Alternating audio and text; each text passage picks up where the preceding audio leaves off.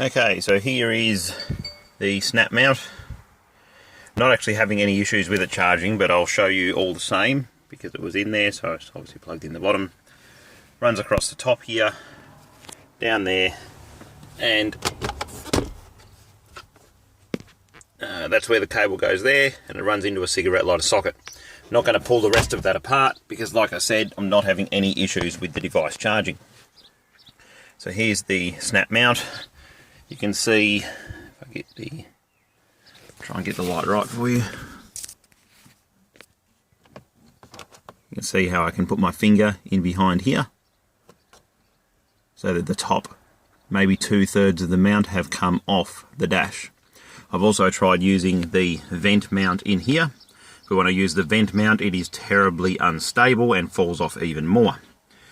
Right, so onto the phone. So we're using an iPhone 12, which is why I'm extra cautious. Quite a lot of dollars in my hand here, and using a Spigen case, which is thinner than your magnetic case.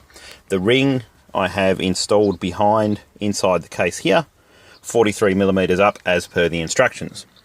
So I can put that on there and it starts charging. Like I said, no issues with charging. But you can see how much movement with small taps there is, because it's hardly mounted back here. Going over small bumps, the phone simply falls off and quite often ends up hitting the gear stick like this. And I really can't afford to risk a $2,000 phone on a mount that is not holding it properly. I've obviously also tried the phone in the snap case, so inside this one, and I get exactly the same result. So not only is the magnet not strong enough to hold the phone in everyday driving, I'm talking about just driving along the road out the front, even going out my driveway there at the bottom, the phone will fall off. And not only is the phone falling off, but it won't be much longer, and like I said, that will come off completely. It's barely hanging on as it is.